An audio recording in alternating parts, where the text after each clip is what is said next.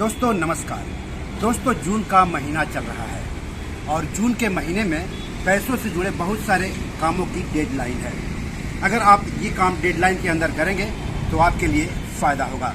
वहीं दूसरी तरफ कई ऐसे काम भी है जिसको करने की मंजूरी जून में मिल रही है और वो काम भी आप करेंगे तो आपके लिए फ़ायदेमंद साबित होगा। ऐसे काम की जानकारी हम आपको इस एपिसोड में आगे देंगे जिसको करके आप फ़ायदा उठा सकते हैं।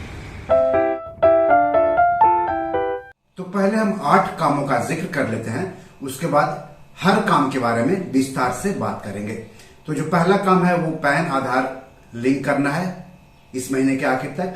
दूसरा काम ईपीएफओ उच्च पेंशन लाभ के लिए आवेदन करने की डेडलाइन है जून महीना। तीसरा है फ्री में आधार का अपडेट कराने की डेडलाइन है। चौथा है बैंक लॉकर एग्रीमेंट अनिवार्य है इस महीने में। पांचवा है एसबीआई अमृत कलश स्कीम का लाभ उठाने की डेडलाइन है ये महीना। छठा है एसबीआई वी केयर का लाभ उठाने की डेडलाइन है ये महीना। सातवां है बच्चों के नाम पर म्यूचुअल फंड में निवेश करना आसान बन जाएगा इस महीने से। और आठवां है एडवांस टैक्स पेमेंट करना। तो चलिए हम इन 8 कामों के बारे में अब बारी बारी से बात करते हैं विस्तार से। पहला पैन आधार लिंकिंग की डेडलाइन। तो पैन को आधार से लिंक करने की अंतिम समय सीमा 30 जून 2023 है। पैन को आधार से लिंक करना उन लोगों के लिए जरूरी है जिनके पास दोनों डॉक्यूमेंट्स है। तय की गई समय सीमा तक पैन को आधार से नहीं लिंक कर पाने पर पैन कार्ड अमान्य हो जाएगा, रद्द हो जाएगा।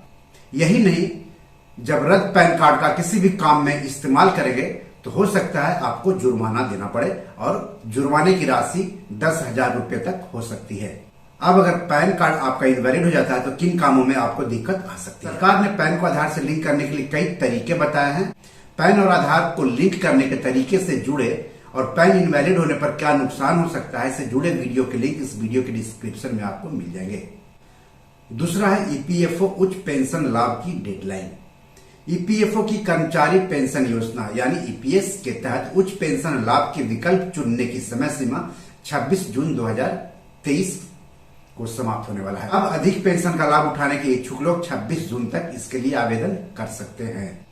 इससे पहले सुप्रीम कोर्ट ने 4 नवंबर 2022 को अपने आदेश में कहा था कि ईपीएफओ को सभी पात्र सदस्यों को ऊंची पेंशन का विकल्प चुनने के लिए 4 महीने का समय देना होगा। यह 4 माह की अवधि 3 मार्च 2023 को समाप्त होने से पहले सरकार ने इसे बढ़ाकर 26 जून 2023 तक कर दिया था। यानी अगर आप उच्च पेंशन पाना चाहते हैं तो 26 जून 2023 तक अपना आवेदन जमा कर दें ईपीएफओ के पास। तीसरा है फ्री आधार अपडेट डेडलाइन। भारतीय विशिष्ट पहचान प्राधिकरण यानी यूआईडीएआई ने आधार धारकों को मुफ्त में आधार विवरण ऑनलाइन अपडेट करने का मौका दिया है। 15 मार्च से 14 जून 2023 तक 3 महीने के लिए यह सेवा फ्री में दी जा रही है। ऑफलाइन में अपडेशन का चार्ज 50 रुपए तय है। फ्री आधार अपडेशन सुविधा के तहत आधार कार्ड होल्डर्स अपना नाम, address, photo, link, mobile number वगैरह अपडेट कर सकते हैं। इसके लिए आपको माई आधार पोर्टल पर जाकर प्रोसेस पूरा करना होगा। घर बैठे आधार कैसे अपडेट करना है इससे संबंधित वीडियो का लिंक इस वीडियो के डिस्क्रिप्शन में आपको मिल जाएगा। चौथा बैंक लॉकर एग्रीमेंट।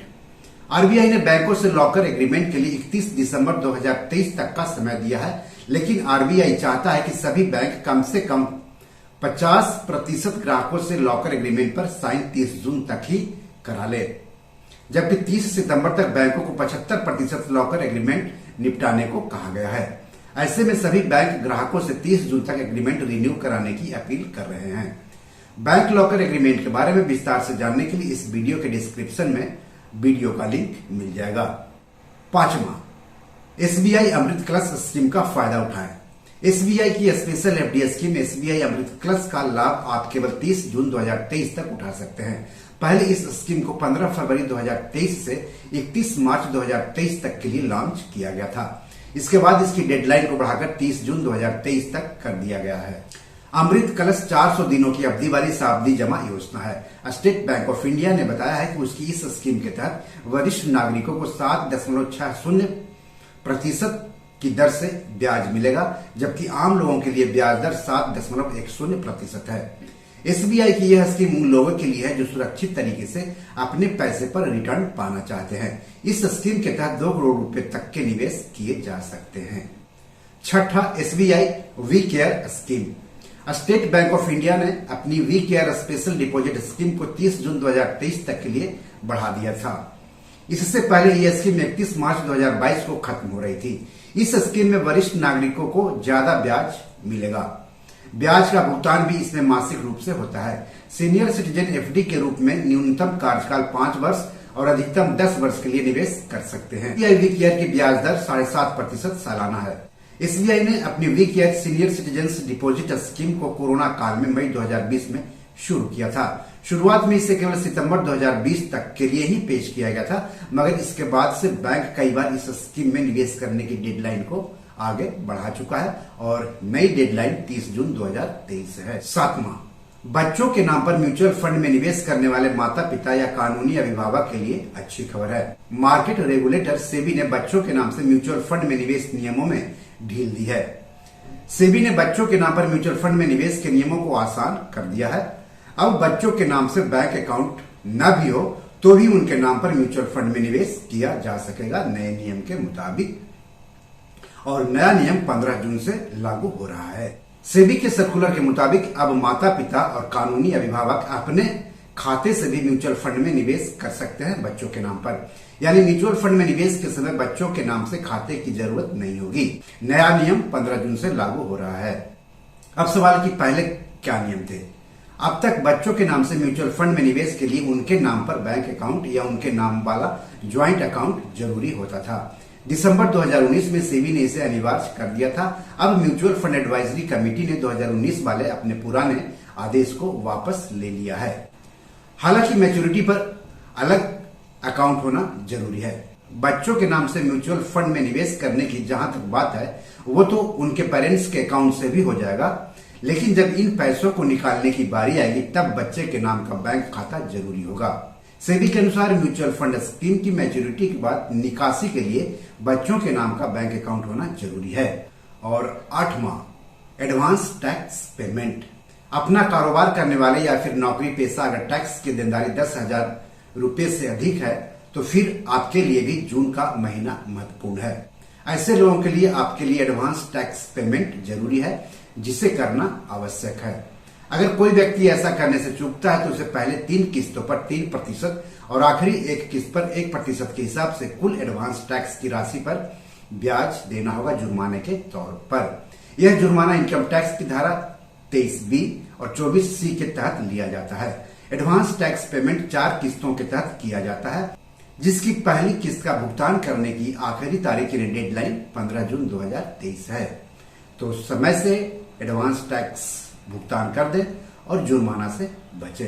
तो इस तरह से जून महीना काफी महत्वपूर्ण है पैसों से जुड़े हुए आपके काम करने के लिए। तो सारे काम डेडलाइन के भीतर निपटा लें तो बेहतर रहेगा। आज इतना ही। धन्यवाद। नमस्कार।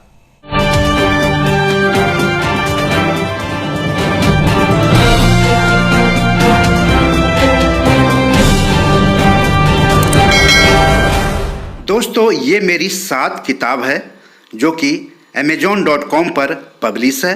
आप इसे डाउनलोड करके पढ़ सकते हैं। इन किताबों के लिंक्स इस वीडियो के डिस्क्रिप्शन में दिए हुए हैं। इन 7 किताबों में से 5 किताब मनी मैनेजमेंट पर है, यानी पैसा निवेश करके अधिक पैसा कैसे कमाएं पर आधारित है।